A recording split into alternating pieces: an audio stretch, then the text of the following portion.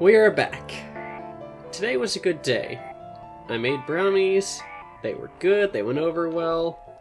We are currently playing as a cat who is stuck in a cage despite all his rage.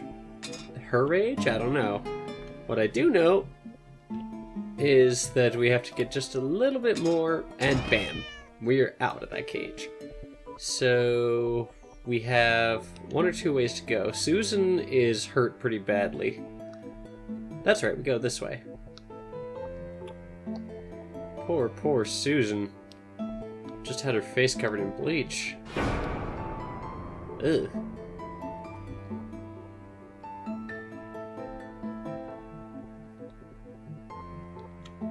Poor woman. That's neither here nor there. She's locked up, so currently we've got to get the key. And the only way for us to really go right now is through this hole. And by powers of deduction, that means the key is right here. Or... Hey there, gorgeous. I see my old lady brought the bleach again. What a shame. I really liked your eyes. It could have been a start of something very exciting for us, if you know what I mean. She does that every single time. What do they call it? Trust issues. That's it. Well, never mind. Plenty more fish in the sea. I'm not too fussy, but even I have some standards. Ain't gonna touch a bird like you, I gotta be honest, girl. You look like shit.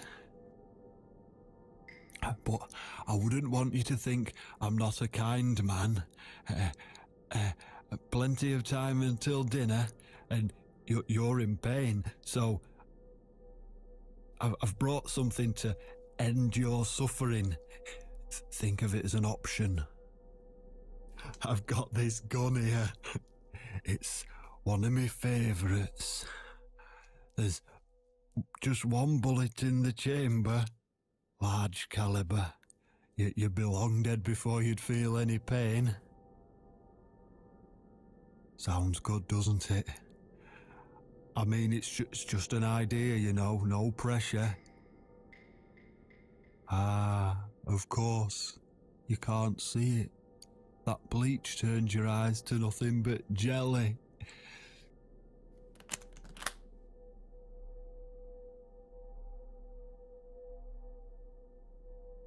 So I'll just leave it for you here. Feel free to use it. That bullet's meant for you anyway. I'd better go now. We won't want to get caught red-handed again, would we? You naughty minx.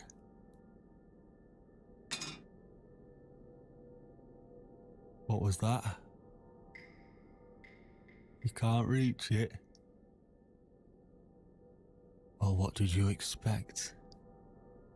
Life's a real fucker sometimes.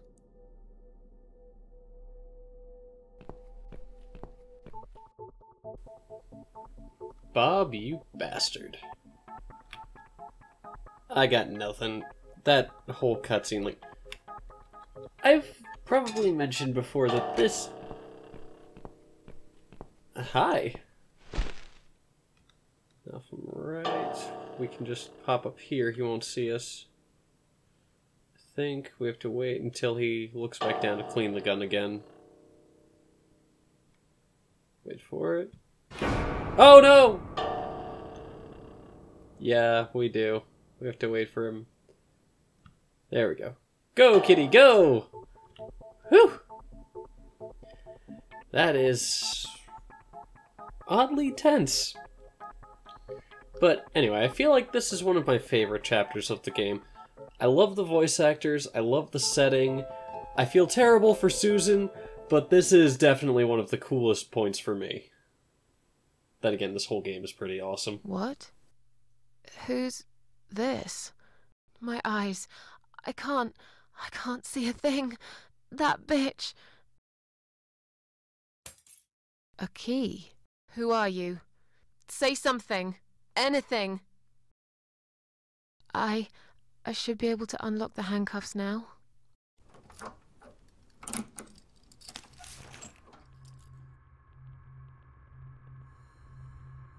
Are we back in control?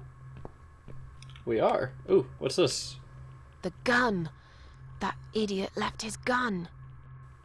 This was a nice touch, seeing that Susan is now blind thanks to the bleach. Let's take the gun. No! No, no, no! I dropped it. Where is it? Where the hell is it? Oh boy. Think it's over here? Nope. So it's over to the right. Let's check. I've got it. Yay!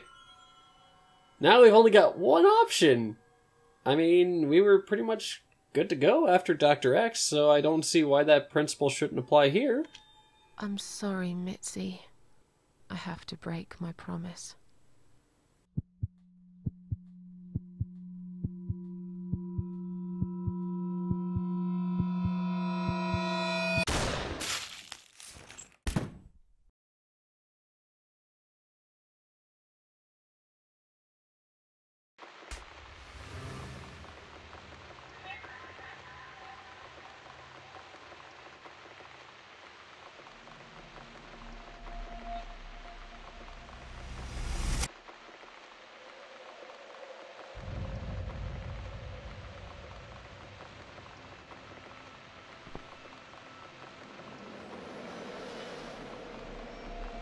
Hope you don't mind creepy posters.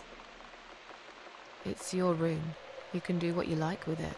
But I definitely prefer this to fairies, rainbows, and pink unicorns. Did you make these?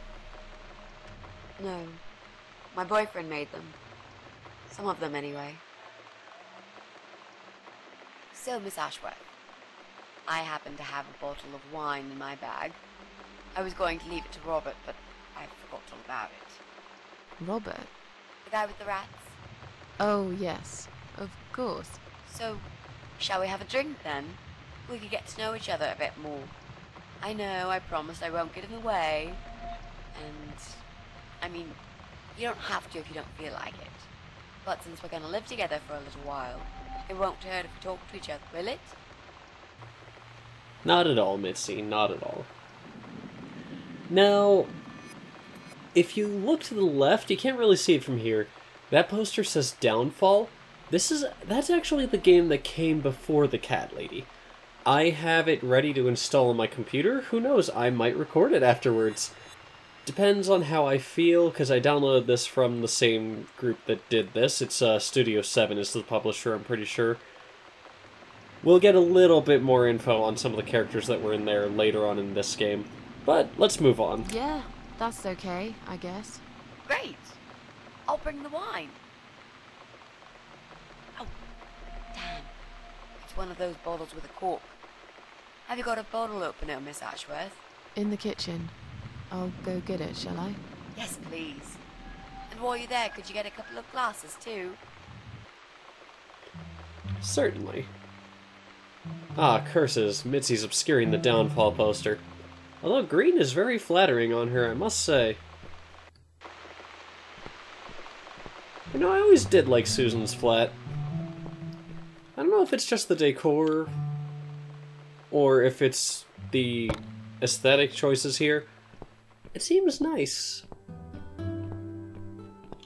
Although, some of these pictures are a bit out there. Meh. I believe the corkscrew is in here. Ah, there it is. Digestive biscuits. Are those like laxatives? UK friends, what are digestive biscuits? Is that kind of like a rice cake or something? Is it just a supplemental thing? I don't know. Mitzi was in here, wasn't she? Yes, hello, I have brought things for you. I brought the fat loots. Have you found that corkscrew yet? We also need some wine glasses. Girl, I got them. Here, let me give these to you. Wine glasses. Great! Now all we need is a corkscrew. You know, I'm trying to come up with something witty, and it's just not happening. Here, take it. There you go. Let's get that bottle open. All right. That's all we need. Oh, and Miss Ashworth, I really must say this before we start. Yeah? I promise I won't cut your throat when you're asleep. Very funny, Mitzi. Oh no, I mean it. That's fine. But just so you know, I always sleep with my eyes open.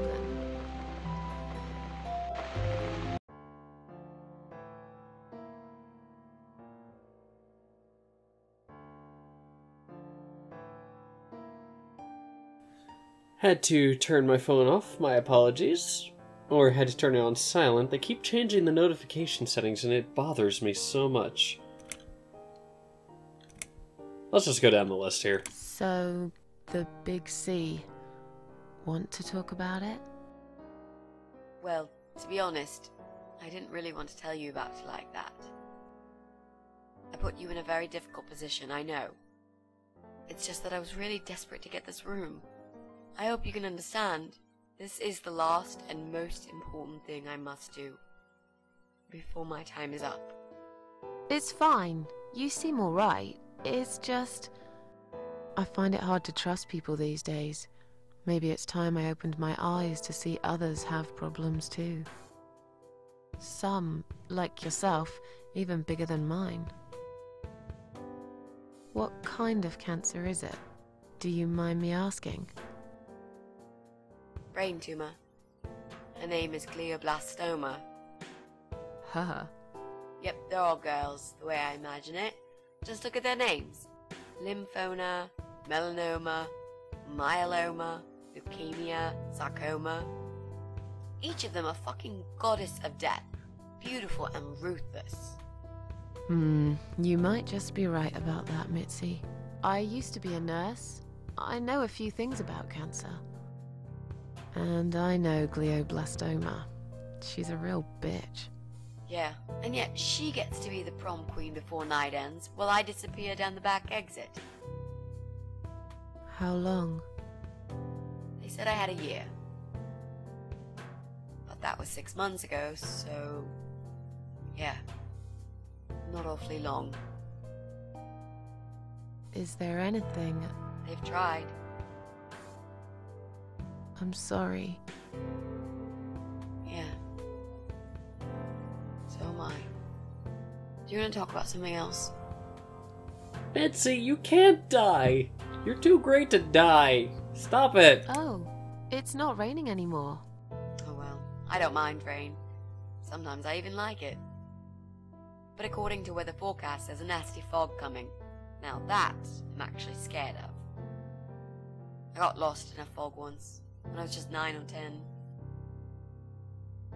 I remember I sat under a tree crying, thinking some monster would appear right in front of me and drag me away. But now that you're a big girl, you know there are no monsters. Yeah? How do you know?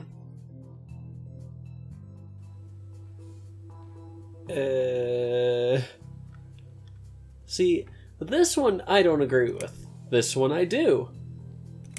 This one seems like the Agent Scully approach. The only monsters are us. Murderers, rapists, arsonists. They're the real beasts. So far from humanity, they're no longer capable of feeling compassion or guilt. They're the ones we should really be afraid of. But whether they're lurking in the woods or fog or the darkness of our cellars, it's all irrelevant. You can't predict what happens. You can't do anything to stop it. There is only one way. You turn into a beast yourself, and like them, you show no mercy. Whoa! Where did that come from, Miss Ashworth? I just don't like murderers. They're nothing but... parasites. Well, I suppose that leaves us with only one option. How are you planning to find this guy? I don't know yet. A bit of detective work, perhaps. It shouldn't be that hard, really. There are only 8 apartments here. One is yours. That leaves us with 7. I was hoping that you could give me a hand, actually. You know some of your neighbors, don't you? Not many. I never really cared about them. They changed over the years, too. You probably also figured by now that this is not the sort of place where new neighbors are greeted with a freshly baked cake. You see a new face, you give them a blank stare as you pass them in the hall, and you forget about them a minute later. That bad, eh? Well, there's that bald guy who lives above me in flat 5. He came here recently to shout in my face. He's a nasty piece of work, but I really don't think he's the person you're looking for. What does he do for a living? I think he's a train driver. I can't imagine somehow that my guy would be a train driver. Okay, that's good. Leaves us with just 6. Anyone else you know? I'd have to think. You know, maybe not tonight. Let's just talk about something else, okay? I have plenty of time. There's no need to rush this. Maybe tomorrow we could sit down together and make a plan. I could draw a simple map of the building, and with your help, mark down who lives where. Sounds good to me, Mitzi. Damn it, Mitzi, haven't you ever seen Jimmy Neutron? Don't eliminate any of your suspects until you've investigated yourself. Remember when Sheen's Ultralord went missing? And Jimmy was just like, okay, eliminate the squirrel, that leaves us with this many other possibilities. And then they found out it was the squirrels. Don't be Jimmy Neutron, Mitzi. You mentioned a boyfriend. Tell me something about him. Yeah, okay. Let's talk about him. His name is Jack. He's dead. Oh. Miss Ashworth, are you sure you want to listen about my miserable life? I don't want to bring you down. These aren't happy stories. And I'm not a happy stories kind of person. I'm sure you've noticed by now. I guess so. Anyway, I suppose I would have had to tell you about Jack sooner or later. After all, he is the main reason I'm here. I just don't know where to start. Start at the beginning, Mitzi. Start at the beginning. Before I hit the button, that would have been perfect timing, but I'll get to that later. Before I begin, I want to apologize for the erratic episode length. Some of these, I feel like I should just knock out a chapter per video. Others, I feel like it takes a little bit of time and, you know, you need to stretch it out. Like with Dr. X, that was, what, 3 videos of dialogue? Maybe. This one, I don't really know if I have a good place to stop it. But anyway, let's begin at the beginning. Tell me how you two met. Oh, we knew each other for like forever. We grew up on the same street. It's funny how we seem to be made for each other. Perfect match. I always knew he was the guy for me, and I'm sure he never doubted that either. Jack was absolutely crazy about me. We thought one day we would marry, have children, be happy. I never had many friends because I had Jack. I didn't need anybody else. You know, if there's one thing I'm really grateful for in my life, it's that I got to experience this pure, perfect love. Some people go through a lifetime without knowing how it feels. I guess I've been very lucky. But all luck runs out sometimes.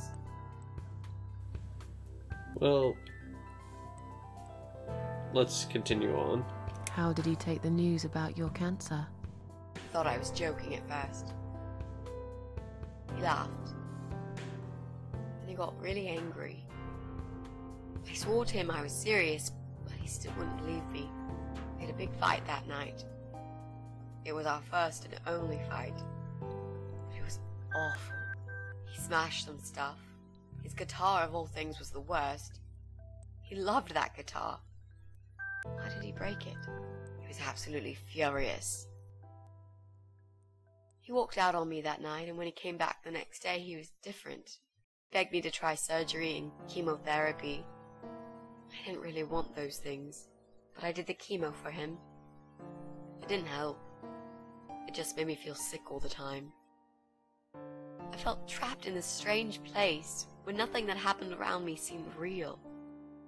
Maybe that's why I didn't see what my cancer was doing to Jack, and it was destroying him as well.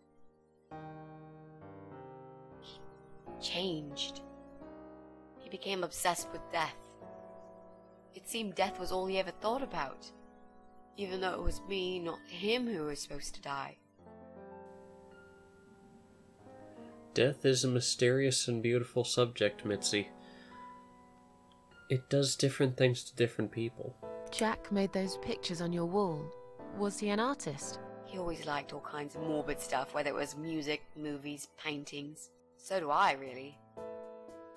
We had that in common, amongst other things. People say it's depressing to listen to sad songs or watch sad films, but I never felt that way. And yet, you are scared of fog? Oh, that's different. I might be scared of fog, but I like spiders. They're beautiful. You must be out of your mind, Mitzi. No, honestly, there is a certain indescribable beauty in sadness. Just like there's beauty in the grey and ugly winter morning when you look past the obvious and notice what others can't see. You must love my apartment then. It's like Ugly took a vacation here and never went home again.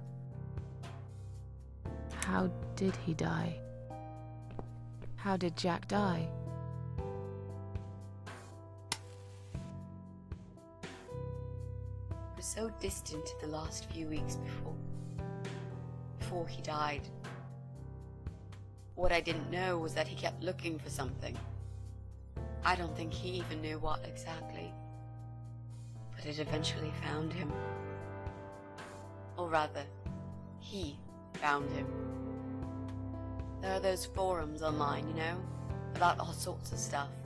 Fishing, computer games, horses, gambling, addictions, everything really. Accidentally, Jack stumbled upon one about suicide. There's a guy there, calls himself the Eye of Adam. He's a fucking god on that forum. It's like a failed suicide club. People mostly try to help each other and offer support. Sometimes it just helps to know there are others like you. To listen to their stories and how they cope with their lives. But the Eye of Adam is an advocate of death. He dwells on human weakness. His job is to plant an idea, to give them a reason to die and tell them how to do it, once and for good. Jack took the bait. Before he knew, he was completely brainwashed. One day he sat down with me and tried to explain his perfect solution. It was the Romeo and Juliet kind of scenario. We were both to die together in each other's arms. It was supposed to be a quick and foolproof death. There was no chance we would have been saved. All thanks to the Eye of Adam, who created a tool for perfect suicide. He told me it was very simple. All we needed were 2 easily accessible household chemicals, which combined together create a gas called hydrogen sulfide that kills you within a couple of minutes. I told him he was fucking nuts, of course, but he just wouldn't give up. He reasoned with me, and he begged, and eventually just kept screaming at me. I figured it was his crazy idea of a modern romance, but it was downright tacky and just wrong. Finally, he said he would get everything ready and wait for me in our special place at dawn, 5 in the morning. Don't be late. Those were his last words he said to me. Then he stormed out. I cried for hours, thinking I didn't deserve all that from the person I loved most in the whole world. A few times I even tried to persuade myself that maybe he was right and I should do it.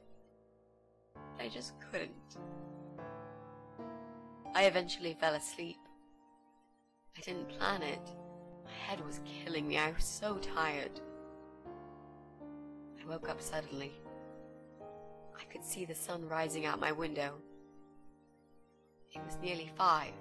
In utter panic, I threw myself off the bed and ran out the door.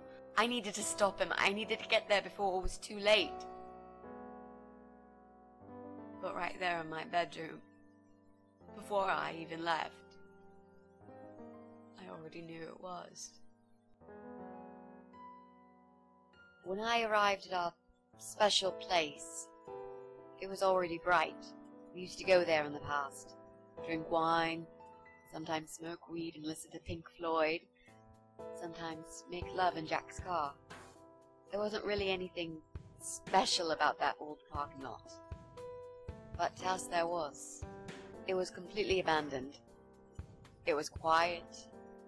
It was safe. After that day, I've never gone there again.